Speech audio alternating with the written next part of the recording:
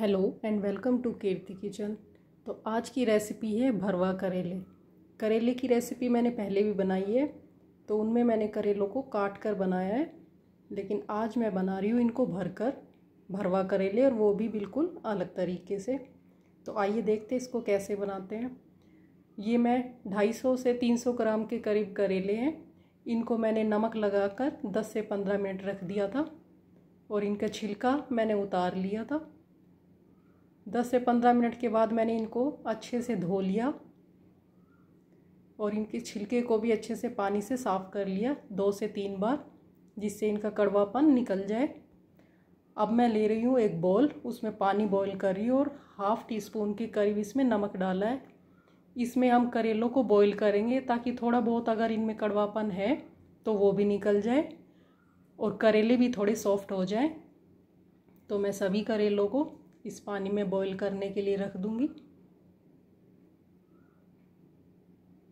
आप चाहें तो इन्हें फ्राई करके भी बना सकते हैं, लेकिन वो हमें बाद में भी फ्राई करना होता है तो बहुत ज़्यादा ऑयली हो जाता है, इसलिए मैं इनको बॉईल करके बना रही हूँ। तो इनको थोड़ी देर के लिए बॉईल होने के लिए हम रख देंगे।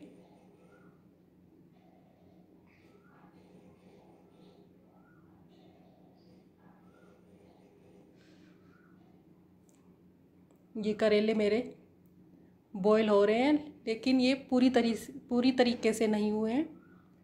जब तक ये थोड़ा सॉफ्ट हो तब तक हम कुछ मसाले तैयार कर लेंगे। तो एक कटोरी में मैं ले रही हूँ 2 चम्मच लाल मिर्च पाउडर, 1 चम्मच हल्दी पाउडर, 2 चम्मच धनिया पाउडर और 1 चम्मच अमचूर पाउडर। ये एक मसाला हमने तैयार कर लिया है।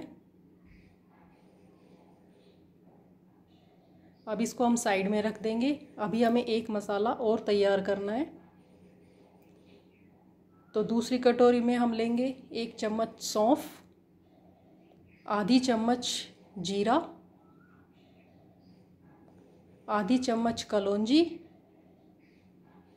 और आधी चम्मच मेथी दाना। तो ये 2 मसाले हमारे अब तैयार हो गए हैं। उधर करेलों को भी चेक कर लेते हैं कि वो सॉफ्ट हुए या नहीं। करेले अब सॉफ्ट हो गए हैं, तो मैं गैस की फ्लेम को ऑफ़ कर देती हूँ और सभी करेले पानी से बाहर निकाल लेंगे।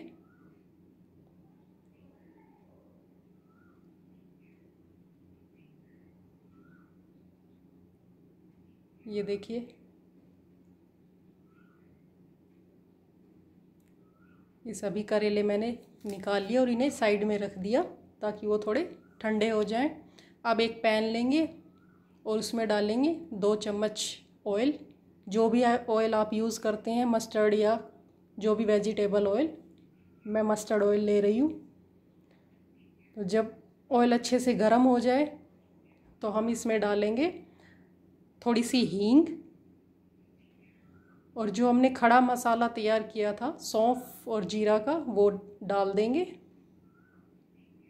जब ये भुन जाए तो मैं इसमें डाल रही हूँ ये 2 प्याज, जिसको मैंने बारीक चॉप कर लिया था, और इसको हम प्याज को थोड़ी देर मसालों के साथ भून लेंगे।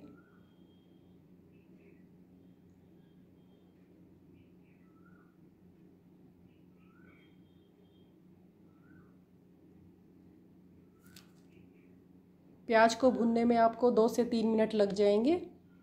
जब प्याज थोड़ी सी ब्राउन हो जाए तो इसका मतलब है आपकी प्याज भून गई है।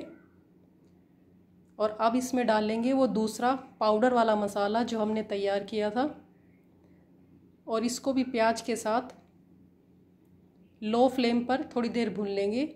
फ्लेम को हाई नहीं रखना है, लो ही रखना है, नहीं तो ये सूखे मसाले जलने का डर रहता है। तो इसको लो फ्लेम पर थोड़ी देर के लिए भुनेंगे।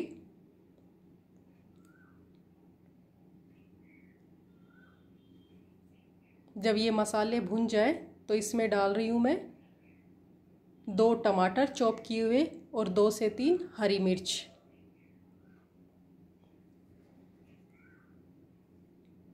अब इन टमाटर को भी सॉफ्ट होने तक भुनेंगे। इनको जल्दी सॉफ्ट करने के लिए मैं इसमें डाल रही हूँ थोड़ा सा नमक। नमक आप ध्यान से डालें क्योंकि नमक हमने पहले करेलों में भी लगाया था और फिर जब उनको बॉईल किया था तो हमने उसमें भी नमक डाला था। तो नमक आप थोड़ा ध्यान से डालें कि कहीं ज़्यादा ना हो जाए।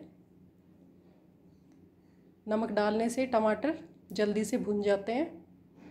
तो ये मसाला तैयार हो गया। अब इसमें जो हमने जो छीलन रखा था उसे भी डाल देंगे और इसे भी इस मसाले के साथ थोड़ी देर सॉफ्ट होने तक भून लेंगे।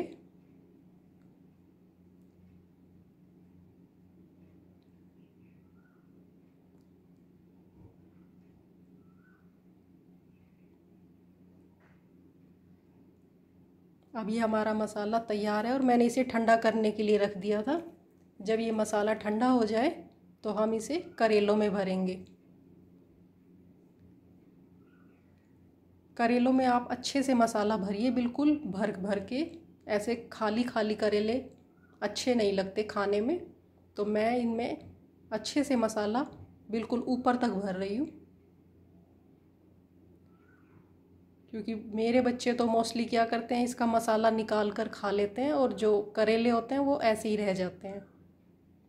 तो मैं तो इनमें मसाला ज़्यादा ही भरती हूँ। तो आप अच्छे से भरिए इनमें। थोड़ा बहुत मसाला अगर आपका फ्राई करते वक्त निकल भी जाता है तो कोई बात नहीं, थोड़ा बहुत तो निकल ही जाता है। लेकिन हम इनको अच्छे से अभी धागे से बांधेंगे तो बहुत ज़्यादा मसाला आपका निकलेगा नहीं, ये इतना ही रहेगा, कम नहीं होगा। तो सभी करेलों को हम अच्छे से भरेंगे।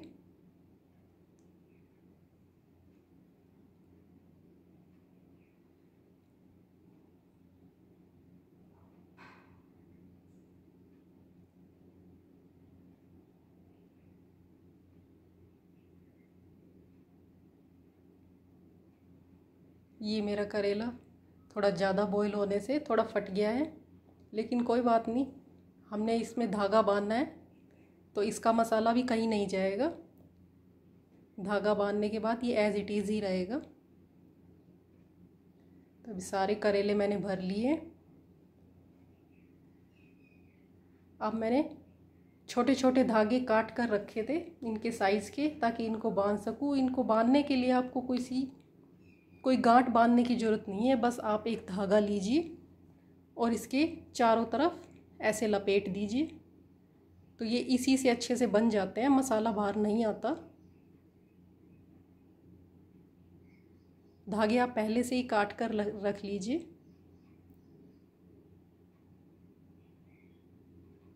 ये देखिए, बस कुछ इस तरीके से लपेटना है। अब ये सभी करेलों पर मैंने धागे लपेट दिए। अब हमें इनको फ्राई करना है। उसके लिए लेंगे हम एक कढ़ाई, और क्योंकि हमें इन्हें फ्राई करना है तो तेल थोड़ा सा ज़्यादा लगता है करेलों में, तो मैंने ये 3 से 4 चम्मच के करीब ऑयल लिया है। और अब हम इन सभी करेलों को गरम तेल में डाल देंगे। मेरी कढ़ाई थोड़ी छोटी पड़ गई है, लेकिन अभी क्या कर सकते हैं। आप ध्यान रखिए कि आप थोड़ा सा जो भी बर्तन यूज़ करें वो थोड़ा बड़ा हो, जिसमें करेले आराम से आ सके। मेरे कुछ करेले बड़े हैं और कुछ छोटे, तो छोटे करेले तो इसमें आ गए, लेकिन बड़े करेले आने में थोड़ी दिक्कत हो रही है। लेकिन अभी तो कुछ नहीं किया जा सकता, तो मैं तो ऐसे ही इनको फ्राई करूँगी। बस इनको ऐसे पलट के ऊपर नीचे करके फ्राई कर लीजिए, क्योंकि करेले हमने पहले ही बॉईल किए थे तो ये सॉफ्ट तो पहले ही हैं। इनको बहुत ज़्यादा फ्राई करने की ज़रूरत नहीं है, बस थोड़ी सी एक क्रिस्पी सी लेयर आ जाए इनके ऊपर। तो 5 से 7 मिनट में आपके करेले फ्राई हो जाएंगे।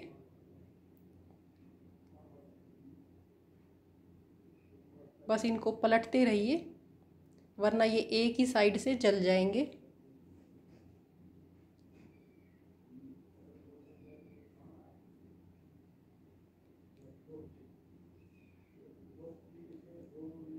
कढ़ाई छोटी होने की वजह से मुझे थोड़ी सी दिक्कत हो रही थी इनको पलटने में।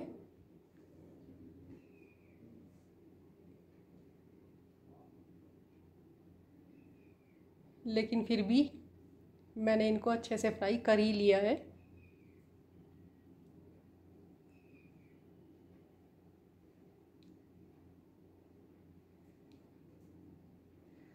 तो ये देखिए मेरे सारे करेले फ्राई हो चुके हैं। अब हम इनको कढ़ाई से बाहर निकाल लेंगे।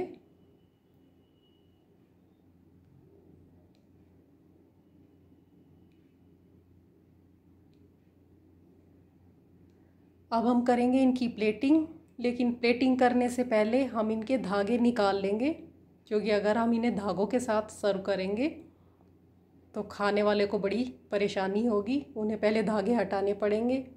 तो इसलिए इनके धागे आप पहले ही खोल लीजिए।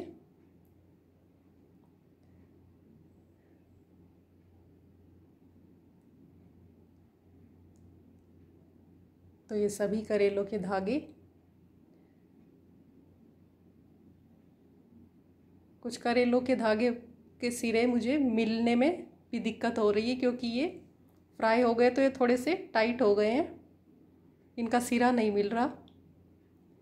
लेकिन फिर भी मैंने इन सबको ऐसे ढूंढ ढूंढ के खोल लिया।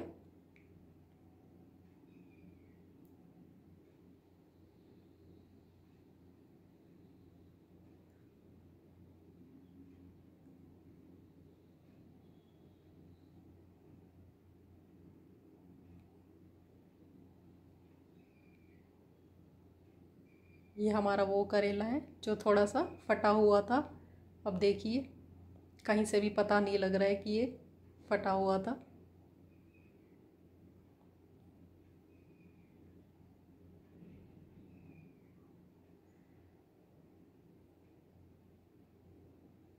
अब बस ये लास्ट बचा है, इसका धागा भी मैं निकाल लेती हूँ।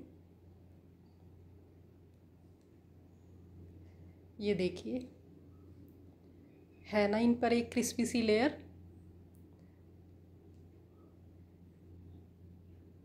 और ये खाने में भी उतने ही स्वादिष्ट है।